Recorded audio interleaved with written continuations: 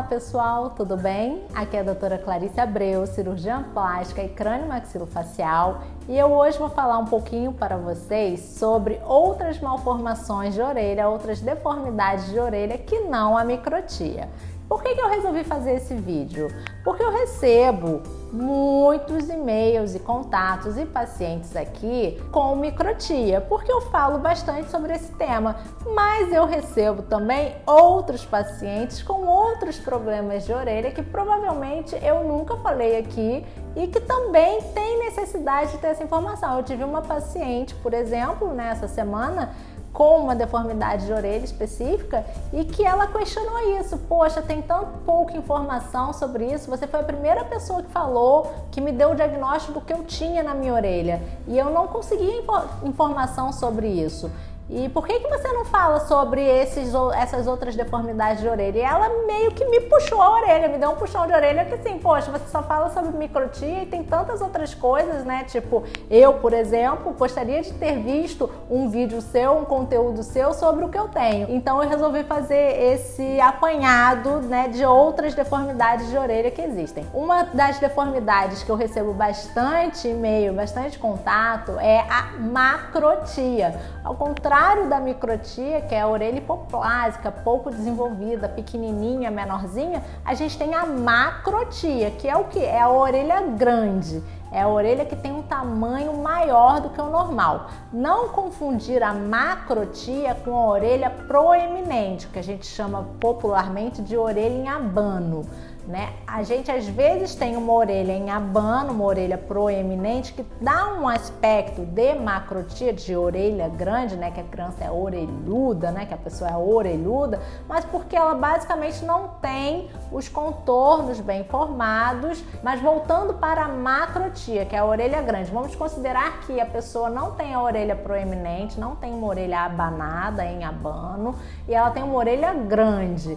Pode ser unilateral, assimétrica, ou ela pode ser bilateral. E aí as pessoas me perguntam frequentemente: doutora, minha orelha é muito grande, tem como diminuir a minha orelha? O que a gente vê normalmente são orelhas que são grandes, sim, e que podem ser diminuídas. A gente tem que fazer uma diminuição não só da pele, como da cartilagem. Isso implica em uma cicatriz que pode ser aparente, dependendo do tamanho da orelha, de onde a gente vai ressecar esse excesso, né, onde ele está mais evidente, onde ele está fazendo maior, né, diferença, e aí a gente pode ter então uma cicatriz aparente. Às vezes a pessoa acha que tem a orelha grande, que tem uma macrotia, mas a dimensão vertical da orelha é normal. O que acontece é que às vezes ela não tem essa dobrinha superficial, que a gente chama de hélice, e essa dobrinha ela acaba ficando mais abertinha, e aí isso dá um aspecto da orelha ser maior,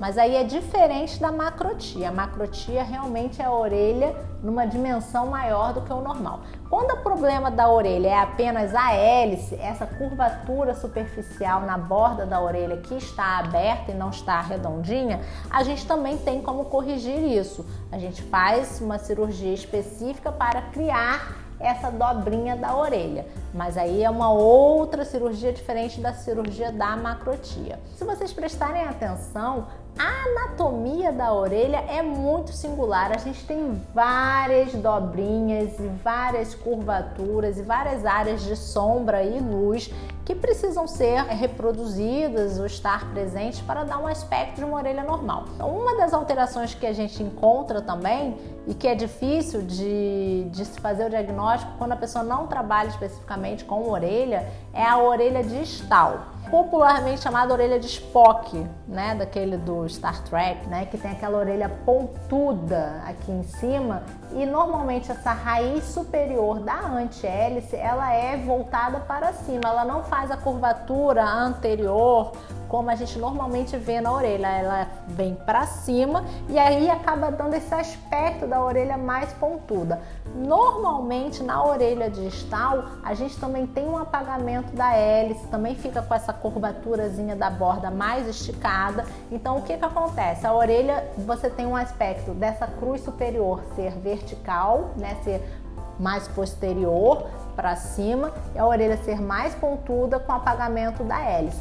Ela pode ser unilateral ou bilateral e assimétrica também. Você pode ter um comprometimento maior de um lado do que do outro. Uma outra deformidade que a gente tem também na orelha é a que a gente chama de criptotia. Criptotia é o que a gente também chama de orelha sepultada. O terço superior da orelha, ele se encontra retraído e sepultado sobre a pele, ou seja, a gente não consegue ter esse sulco na região superior, atrás da orelha, né? Esse sulco retroauricular. Então a pessoa não consegue botar um óculos, não consegue botar um fone de ouvido, né, daqueles que encaixa na orelha, porque a orelha ela se encontra por baixo da pele. E aí é uma outra cirurgia que existe, em que a gente tem que criar esse espaço, levantar essa orelha, né, tirar ela desse sepultamento sob a pele e poder então fazer essa curvatura na região superior, do terço superior, esse sulco retroauricular para que essa pessoa possa usar o óculos normalmente. Outro problema que a gente pode ter com a orelha é o que a gente chama das orelhas constrictas. A orelha constricta é uma orelha que ela é mais fechadinha do que o normal, ela é mais constricta, mais restrita. Ela pode ser mais leve, como se fosse apenas uma dobra da orelha, o que a gente chama de lop ear, ou orelha dobrada, em que a região superior da orelha ela é literalmente dobrada. Ela pode ser pouco dobrada, ela pode ser muito dobrada. A gente tem cirurgias específicas para esse tipo de deformidade, né? Em que a gente vai elevar essa orelhinha dobrada, botar ela numa posição ideal. Quando essa orelhinha ela é mais dobradinha, mais constrictazinha, menorzinha, aí a gente chama essa orelha de cup ear, né? Que seria uma orelha constricta mais grave, né? Em que ela é bem fechadinha. Ela lembra bastante a microtia, mas em geral ela não é tão pequena e tão hipoplásica como a orelha da microtia. Ela é apenas uma orelha que tem quase todas as estruturas ali, mas ela está toda encolhidinha. A cirurgia para a orelha constricta, ela às vezes pode ser semelhante à da microtia, no sentido de que para a gente poder abrir essa orelha e deixar ela num tamanho, num formato normal, a gente pode precisar de enxerto de cartilagem, a gente pode precisar de cartilagens da costela para poder dar toda a altura de orelha que a gente precisa.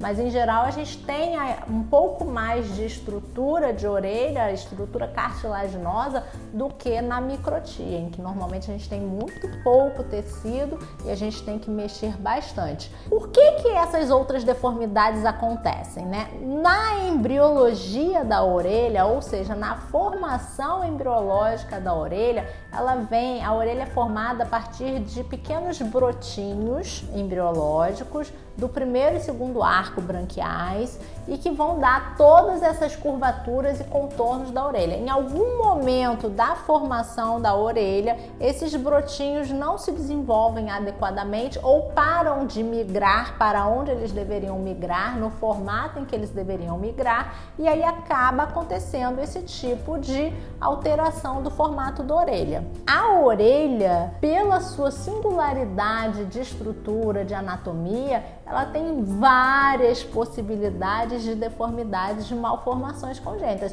Muitas vezes a pessoa só vai se queixar disso na idade adulta. Passa despercebido, não que passe despercebido que os pais não notem, né? Mas assim, não incomoda, não tem problema. É uma orelha que tá ali um pouquinho diferente do habitual e passa-se a infância, a adolescência.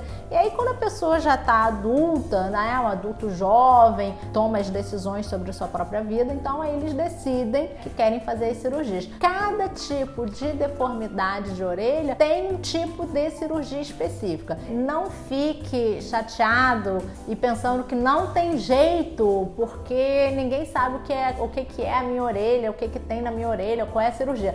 Existe cirurgia para quase todos os tipos de deformidades de orelha existentes que já foram descritos. São geralmente deformidades mais raras, mais incomuns, Nem todos os cirurgiões, às vezes, têm contato com esse tipo de deformidade, porque o que é mais comum é justamente a orelha em abano. Mas essas outras deformidades, elas também têm tratamento. Então, não fique chateado, não fique desesperado, não fique triste se você tem uma orelha diferente, porque você pode encontrar um médico, um cirurgião plástico que vai resolver o seu problema, certo? Se você gostou desse vídeo, dá uma curtida, se inscreve no canal, ativa as notificações para você continuar recebendo outros conteúdos que a gente fala aqui, e aí a gente se vê no próximo vídeo.